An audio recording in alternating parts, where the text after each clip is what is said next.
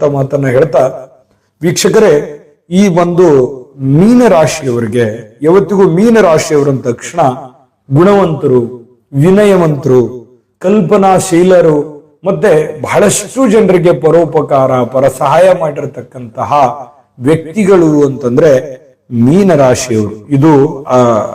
ಇದು ನಿಮ್ಮನ್ನ ವೈಭವೀಕರಿಸಿ ಮಾತನಾಡತಕ್ಕಂಥ ಪದ ಅಲ್ಲ, ನಿಮ್ಮ ಜೀವನ ಶೈಲಿ ಆಗಿರುತ್ತೆ. ನಿಜಾನ ಸುಳ್ಳ ಬೇಕಿದ್ರೆ ಕಾಮೆಂಟ್ ಮಾಡೋದ್ರ ಮೂಲಕ ತಿಳಿಸಿ.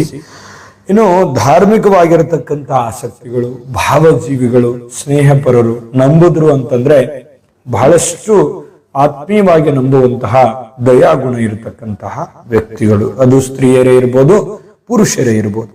ಇನ್ನು ನಿಮ್ಮ ಮೈನಸ್ ಪಾಯಿಂಟ್ ಇದೆ. ಮೈನಸ್ ಪಾಯಿಂಟ್ ಏನು ಅಂತಂದ್ರೆ ತಾಳ್ಮೆ ಇಲ್ಲದಿರೋದು, ಜಾಗರೂಕತೆ ಇಲ್ಲದೆ ಇರುವಂತದ್ದು, ಸಡನ್ ಆಗಿ ನಿರ್ಧಾರ ತೆಗೆದುಕೊಳ್ತಕ್ಕಂಥದ್ದು, ಕಂಡು ಹೋಗಿ ಮತ್ತೆ ತಪ್ಪು ಮಾಡುವಂಥದ್ದು. ಇದು ಎಷ್ಟೋ ಸಲ ನೀವು ಕಷ್ಟಗಳನ್ನ, ನೋವುಗಳನ್ನ ಇದರಿಂದ ಅನುಭವಿಸಿದಿರಿ. ಜೀವನ ಸಾಕಷ್ಟು ಪಾಠ ಕಲಿಸಿರುತ್ತೆ.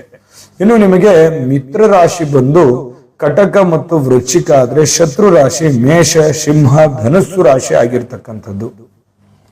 ಇನ್ನು ನಿಮಗೆ ಅದೃಷ್ಟದ ದಿನಾಂಕ 3, 12, 21 ಹಾಗೂ 30ನೇ ತಾರೀಕು ಆದ್ರೆ ಅದೃಷ್ಟದ ಸಂಖ್ಯೆ 3, 5, 2, 7, 9 ಆಗಿರುವಂಥದ್ದು. ಇನ್ನು ಅದೃಷ್ಟದ ದೇವತೆ ಶ್ರೀ ಮಹಾವಿಷ್ಣು ಆಗಿರ್ತಕ್ಕಂಥದ್ದು. ಇನ್ನು ನಿಮ್ಮ ಅದೃಷ್ಟದ ದಿನ ಗುರುವಾರ ಹಾಗೂ ಬುಧವಾರ ಆಗಿದೆ. ಇನ್ನು ಅದೃಷ್ಟದ ಬಣ್ಣ ಹಳದಿ ಮತ್ತು ಹಸಿರು ಆಗಿರುತ್ತೆ. ಅದೃಷ್ಟದ ರತ್ನ ಪುಷ್ಯರಾಗ ಆಗಿರ್ತಕ್ಕಂಥದ್ದು.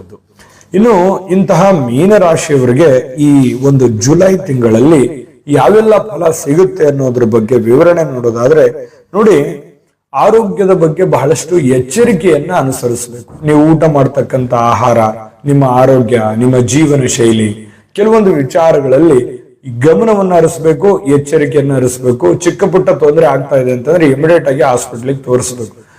ನೆಗ್ಲಿಜೆನ್ಸಿ ಮಾಡೋ ಹಾಗಿಲ್ಲ. ನೆಗ್ಲೆಕ್ಟ್ ಮಾಡಿದ್ರೆ ಅನೇಕ ಸಮಸ್ಯೆಗಳು ಎದುರಾಗುವಂತ ಸಾಧ್ಯತೆಗಳು ಇರುತ್ತವೆ. ಇದ್ರ ಬಗ್ಗೆ ಗಮನ